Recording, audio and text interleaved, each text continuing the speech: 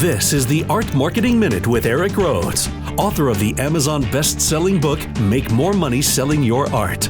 In the Marketing Minute, we answer your questions to help your art career. Brought to you by artmarketing.com, the place to go to learn more about marketing.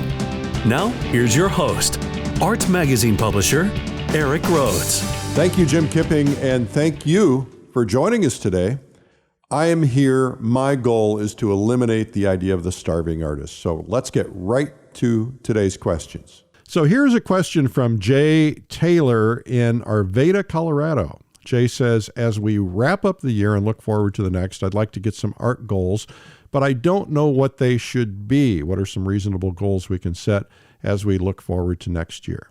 Well, Jay, I recommend everybody sequester themselves and set their goals between Christmas and New Year's. Take it seriously. If you actually want to hit goals, if you actually want to accomplish something, it takes planning. It's not something you just go, hey, here's a couple of cool goals, and then you announce them on January 1st, and then you've blown them by February 1st, right?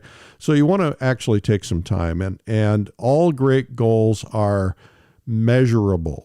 All right. Measurable means you need to be able to know if you've accomplished them. And so you want to do your goals in that way. So I can't pick what are good goals for you. I can give you some general things that artists and others might be thinking about.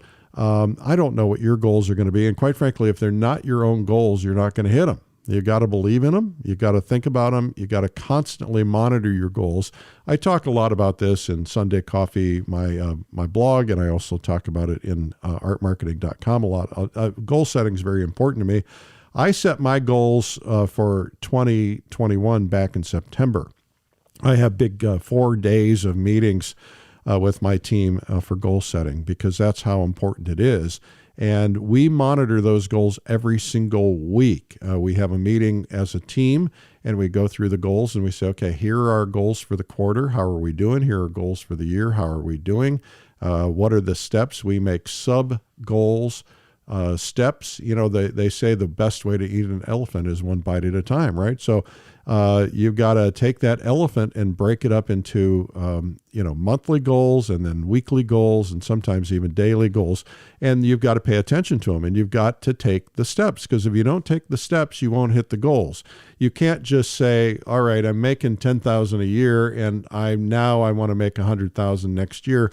You know, there's positive thinking and you can think positively about that all day long. But if you don't have a system in place to hit those goals, you're not likely to hit it. So here are some things to think about. Where am I now and where do I want to be? What is the gap? How do I get to where I want to be? What are the steps necessary to get there? And then break them down to weekly and monthly and daily and so on. Are my goals realistic and obtainable? Are my goals measurable? In other words, measurable goals, let's say, an easy measurable goal is I want to make $100,000 a year. And let's say $120,000 a year to make this easy. And that means, okay, now the monthly goal is I got to make $12,000 a month. Well, now the weekly goal in that is, you got, let's say we're based on, 4 weeks in a month. It's probably a little bit different, 4.5 weeks or something. But so now you got to say, all right, if I got to make $12,000, then I got to make $3,000 a week. Well, how do I do that? Well, now I got to say, all right, I got to make how much per day to make $3,000 a week. And if you have a monitoring system that you put in place, what am I doing today to reach that, $500 or $1,000 in sales that I got to get for today or for this week, then you're going to be thinking about those things. And so you want things measurable. Now, it's not just measurable when it's about money. You need to know other goals and how you hit them. So you might have a goal of buying a new car. Well, buying a new car might translate back to money. A trip might translate back to money, but some things don't transfer back to money. For instance, everybody needs different kinds of goals, like you need family goals. So a family goal might be, I'm going to spend, I need to get closer to my kids. Well, how am I going to do that? Well, I'm going to spend one Saturday a month taking each of my daughters to a daddy-daughter date, or I'm going to spend, I did that. What are the different things that you're going to do? And you need to break them into goals and monthlies and weeklies and so on, because you need to be able to measure those. You also have to ask yourself, what are the sacrifices I'm willing to make? Because goals require sacrifices. Things don't just happen. You have to, if you have to work harder, you might have to paint more, you might have to do more things. And so you've got to ask yourself, am I willing to make those sacrifices? Are they worth it? If I'm going to make $120,000 a year, but I'm going to have to work, 10 hours a day in the studio, am I willing to do it? Am I going to be able to make the trips, the teaching trips, or whatever it is you've got to do. So every goal needs to also then be broken down to, what if I hit them? What's next? What if I hit them early? What's next? Will my life be better if my goals are accomplished? And do they really have a purpose? Because your goals need to have a purpose, right? If you just say, hey, I want to have a Gulfstream jet, well, that's nice, but unless you need it, unless you're going to use it, if you say to yourself, well, the reason I want that is because I'm going to do these trips and I need to have personal transportation and blah, blah, blah, blah, blah, then you might want to have purpose. Or, I do a goal, I want to hit a certain number financially every year because I know I'm going to take 10% of that money, and I want to be able to say, look, I'm going to give X amount of dollars to this charity or that charity. So you need to be thinking in terms of that. Anyway, start picturing what your life should be. What is the ideal dream life for you? What do you want it to look like? And then you might not make it in a year. It might take you 20 years. That's okay, but you've just got to take it. So think about your ideal life and say, okay, what can I accomplish this year and next year and so on? Break it into goals. That will help you a lot. And I hope that's been helpful for you. Think in terms of your dreams, and remember, think in terms of different kinds of goals, like financial goals, spiritual goals, family goals, travel goals, painting goals, job goals, etc. You might have a goal like, I want to retire from my job in 5 years and be making the same amount of money. Well, how do you do that? Well, you've got to back it up and say, well, you don't just say, okay, I'm going to leave in 5 years and then start my business. Instead, you say, I'm going to start my business and ramp it up over the course of the next 5 years. So by the time I am out of there, I've got the same income, right? That's the kind of thing I like to think about. Here's a question from Melissa Morris in Overland Park, Kansas. Melissa says, I'm not worried about selling my paintings because I already have a steady income, but I'd like to get more recognition for my work. What are some ways other than sales that I can validate myself as an artist? Well, Melissa, I think that's a very mature statement. I do a thing called Fall Color Week and one in the Adirondacks called Publishers Invitational.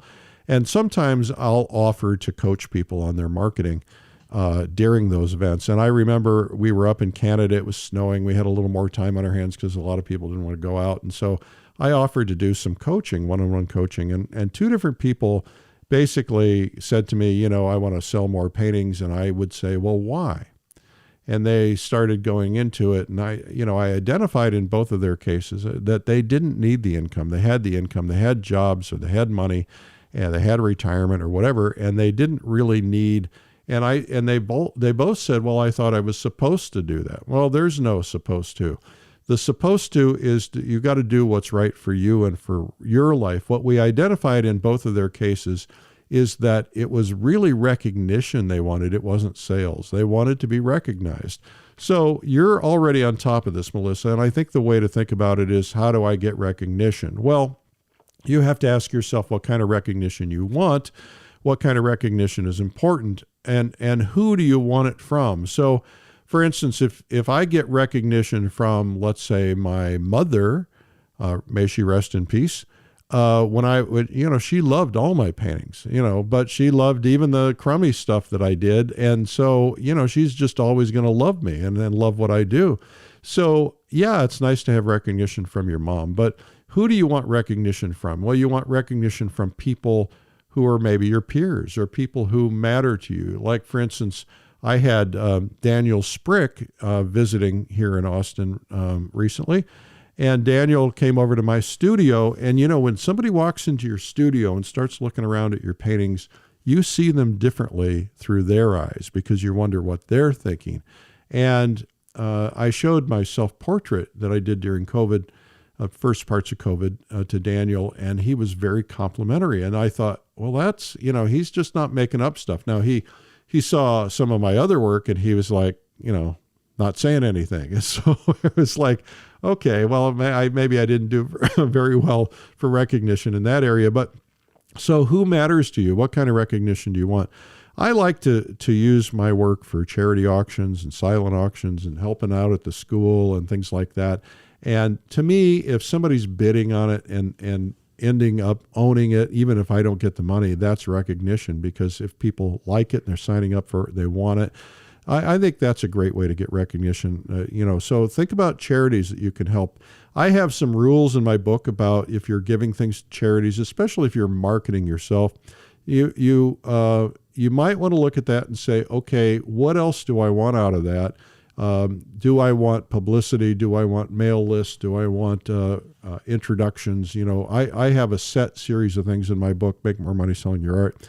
And I talk about that a lot. I think charities are a great way to go, whether you're looking to make money or not. A lot of people don't like to give up a painting. I'll give them up all day long. I don't mind, because I use them as tools to help me in other areas. So think about that. Anyway, that's my thoughts on marketing this week. Well, this has been the Art Marketing Minute with me, Eric Rhoads.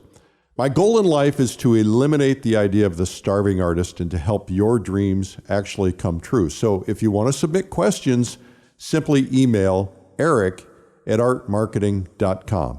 And to learn more about marketing ideas, you can visit artmarketing.com. Thanks for listening.